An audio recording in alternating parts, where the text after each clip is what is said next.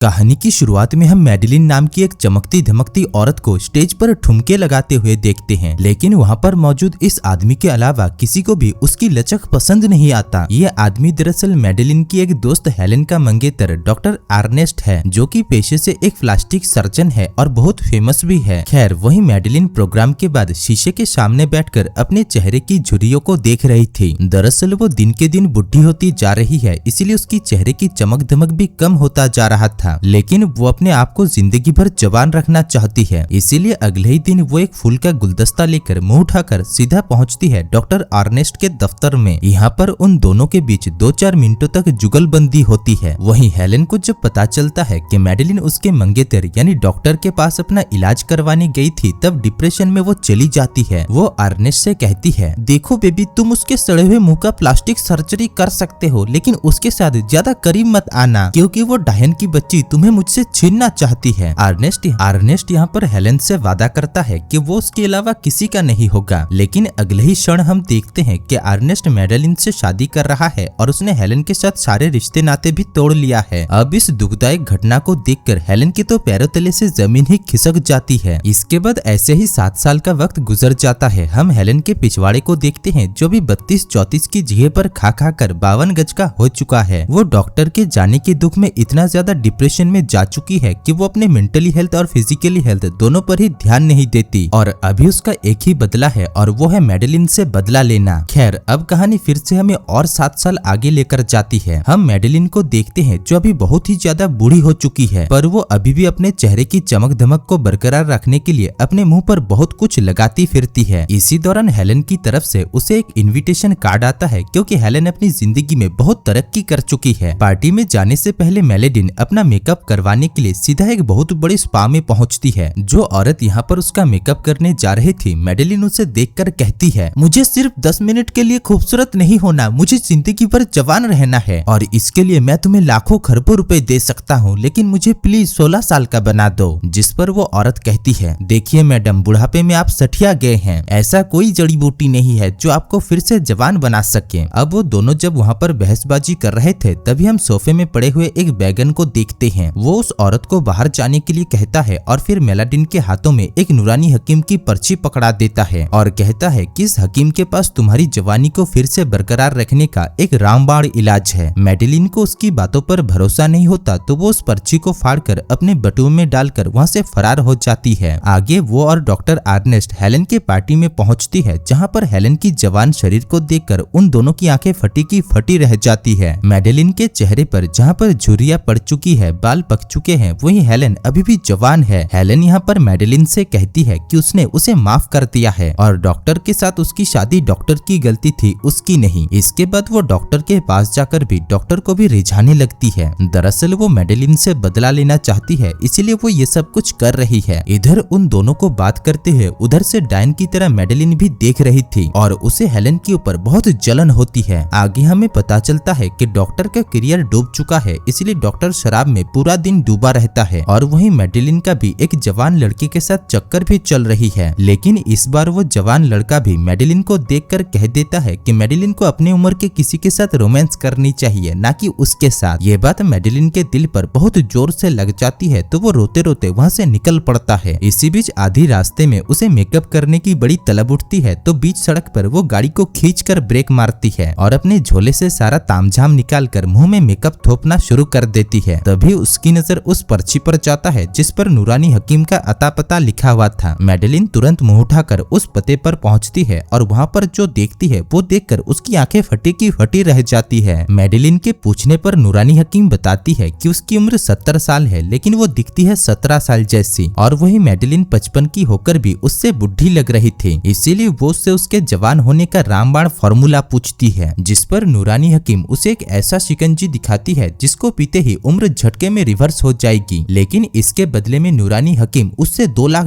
का डिमांड करती है। मैडेलिन को लगता है कि बाकी सारे मेडिकल वालों की तरह ये भी फर्जी है, इसीलिए वो पैसे देने से इनकार करती है। तब वो नूरानी हकीम मैडेलिन को डेमो दिखाने के लिए उसके उंगली पर कट मारती है और उस कट में एक बूंद वही वाला शिकंजी डालती है, जिसके तुरंत बाद मैडेलिन का एक हाथ जवान लड़कियों जैसा हो जाता है। अब मैडेलिन को जो चाहिए थी ये वही है, इसीलिए वो तुरंत 2 लाख का एक चेक फाड़कर पूरा का पूरा शिकंजी एक ही घूंट में पी जाती है और फिर क्या एक ही झटके में वो एक जवान पटाखेदार माल बन जाती है। लेकिन तभी नूरानी हकीम कहती है कि वो अब दुनिया के खत्म होने तक ऐसे ही जवान रहेगी, लेकिन हर 10 साल में उसे अपनी जगह को चेंज करना होगा वरना लोगों को शक हो जाएगा। दूसरी तरफ हम हेलन को देखते हैं। वो अर्नेस्ट के पास जाकर कहती है कि मैडेलिन ने उसकी जिंदगी उसकी करियर को तबाह कर दिया है, लेकिन हेलन अभी भी अर्नेस्ट से प्यार करती है। इसीलिए हेलन अर्नेस्ट को मैडेलिन को जान से मार देने के लिए कहती है। अब इसके थोड़ी देर बाद मैडेलिन जब घर पहुंचती है तो अर्नेस्ट उसके जवान शरीर को देखकर थोड़ा सा भी आश्चर्यचकित नहीं होता, क्योंकि उसे लग रहा था कि ये सब कुछ मेकअप का कमाल है और वो उसके सारे पैसों को अपनी बुढ़ी चमड़ी को टाइट करने में लगा रही है। इसीलिए अर्नेस्ट तुरंत उसका गला दबोच लेता है और उसे सीढ़ियों से धक्के मार देता है, जिससे मैडेलिन सीढ़ियों से लुढ़कते हुए सीधा नीचे पड़ती है और निपट लेती है। अब अर्नेस्ट का सबसे बड़ा मुसीबत तो खत्म हो चुका था, इसीलिए वो तुरंत अपनी दूसरी मुसीबत यानी हेलन को कॉल घुमाता है और कहता है, देखो बेबी, मैंने मैडेलिन को निपटा दिया है, अब लाश को सल्टाने के लिए तुम्हें मेरे घर आना होगा। इसी बीच अर्नेस्ट जब पीछे की तरफ मुड़कर देखता है तो उसकी रूह कांप जाती है, क्योंकि मरा हुआ मैडेलिन अब उठकर खड़ा हो चुका है और उसकी खोपड़ी आगे की जगह पर पीछे की तरफ घुमा हुआ है। मैडेलिन अपने हाथों से अपनी मुंडी को घुमाकर सामने की तरफ करती है, जिसके बाद अर्नेस्ट उसकी सर्विसिंग करवाने के लिए उसे अस्पताल लेकर जाता है। उसके पुर्जे पुर्जे को चेक करने के बाद डॉक्टर कहते हैं कि उसके शरीर में गर्दन से लेकर हाथ तक सब कुछ टूट चुका है और उसकी दिल की धड़कन भी बंद हो चुकी है, फिर भी वो कैसे जिंदा है। अब डॉक्टर के जाते ही अर्नेस्ट उसे छूकर देखता है तो उसे पता चलता है कि ये तो सच में मर चुकी है और उसके शरीर भी धीरे धीरे पीले पड़ रहे थे, यानी उसने जरूर अपने शरीर के साथ कुछ एक्सपेरिमेंट किया है। जो कहते कहते वो वहाँ से निकल लेता है, लेकिन थोड़ी देर बाद वापस आने पर उसे मैडेलिन कहीं पर भी नहीं मिलता। डॉक्टर से पूछने पर पता चलता है कि मैडेलिन के डेड बॉडी को मुर्दाघर में पहुंचाया गया है। इसके बाद अर्नेस्ट भी तुरंत मुर्दाघर पहुंच जाता है और मैडेलिन को वहाँ से उठाकर अपने घर लेकर आता है। इधर तब तक घर में हेलन भी आ चुकी थी। वो और अर्नेस्ट मिलकर अब मैडेलिन के आधे मरे हुए शरीर को कहीं पर दफनाने के बारे में सोच रहे थे। तभी घर के अंदर से मैडेलिन उनके बीच में आ टपकती है। अब इससे पहले कि हेलन कुछ सोच पाती, मैडेलिन तुरंत एक दुनाली निकालकर सीधा हेलन पर चलाती है, जिससे हेलन रॉकेट लॉन्चर की तरह उड़कर सीधे एक पुल पर जा गिरती है, क्योंकि अब वो दोनों आइटम ही निपट चुकी है। तभी इस कहानी में सबसे बड़ा ट्विस्ट आता है। वो दोनों देखते हैं कि पेट में इतना बड़ा छेद होने के बाद भी हेलन अभी भी मरा नहीं है, यानी उसने भी वही उम्र कम करने वाली शिकंजी को पिया है, जिससे वो दोनों मर तो चुकी है पर अभी भी उनका शरीर जवान ही रहेगा। यहाँ पर उन दोनों मुर्दों के बीच में अब फावड़े और बेलचे से मुकाबला होता है, जिससे वो दोनों पार्टी ही एक दूसरे का बहुत नुकसान पहुँचाते हैं और युद्ध खत्म होते होते वो दोनों बहुत अच्छे दोस्त भी बन जाते हैं। दूसरी तरफ अर्नेस्ट घर छोड़कर जाने की तैयारी कर रहा था, तभी वो दोनों मुर्दे उसके पास आकर उसे रोकते हैं और उससे कहते हैं कि उसे उनकी मरम्मत करनी होगी, वरना वो लोग उसे जाने नहीं देंगे। उनकी बात मानकर अर्नेस्ट भी उन दोनों की बड़ी अच्छे से सर्विसिंग कर देता है। तभी मैडेलिन सोचती है कि अगर उन्होंने अर्नेस्ट को जाने दिया तो कौन भविष्य में उनकी मरम्मत करेगा। इसीलिए वो दोनों प्लान बनाते हैं कि अर्नेस्ट को भी वो दोनों वही शिकंजी पिलाएगी, लेकिन अर्नेस्ट बड़ी ही चालाकी से उस शिकंजी को फेंक देता है और वहाँ से जाने लगता है। पर तभी वो दोनों पीछे से उसके ऊपर एक पतीले से मारती है, जिससे अर्नेस्ट वहीं पर ही बेहोश हो जाता है। थोड़ी देर बाद होश आने पर वो अपने आप को नूरानी हकीम के सामने देखता है, जहाँ पर नूरानी हकीम उसे उस शिकंजी का डेमो दिखाती है। उस शिकंजी का असर तो बहुत जबरदस्त था, पर जैसे ही वो उसे गटकने जा रहा था तभी उसे ये महसूस होता है कि अमर होना और हमेशा जवान रहना कितनी बड़ी एक अभिशाप है। अगर जिंदगी में कोई लक्ष्य ना रहे, कोई अंत ही ना रहे, तो वो जिंदगी किस काम का भला। जो सोच सोच कर वो वहाँ पर शॉर्ट सर्किट करके वहाँ से निकल लेता है। आगे वो एक पार्टी में पहुँचता है, जहाँ पर ऑलरेडी वो दोनों मुर्दे चिकन मटन खाने के लिए आए हुए थे। अर्नेस्ट को देखते ही वो दोनों भूखे भेड़िए की तरह उसके पीछे पड़ जाती है और इधर उनसे बचने के चक्कर में अर्नेस्ट भी सीधा छत पर जाकर चढ़ जाता है और एक लोहे के लोले में जाकर लटक पड़ता है। अब वो दोनों चुड़ैल उससे कहती है कि उसने अगर वो शिकंजी नहीं पिया तो वो नहीं बच सकता। इतनी ऊंचाई से अर्नेस्ट की भी फटी पड़ी थी तो वो अपने जेब से उस शिकंजी को निकाल ही लेता है, लेकिन जैसे ही वो उसे पीने जा रहा था कि तभी वो उसे अपने हाथ से गिरा देता है, क्योंकि अमर होने से अच्छा उसे मौत पसंद है। लेकिन इतनी ऊंचाई से गिरने के बाद भी वो बच जाता है, क्योंकि नीचे एक बहुत बड़ा स्विमिंग पूल था। स्विमिंग पूल से उठकर वो सीधा वहाँ से रफू चक्कर हो जाता है और इधर वो दोनों चुड़ैल नीचे आकर देखते हैं तो उन्हें अर्नेस्ट कहीं पर भी नहीं मिलती। वो दोनों चुड़ैल अब समझ जाती है कि अब उनके पास कोई रास्ता नहीं है और उन्हें ही अब एक दूसरे की मरम्मत करनी होगी। इसके बाद ऐसे ही धीरे धीरे हौले हौले से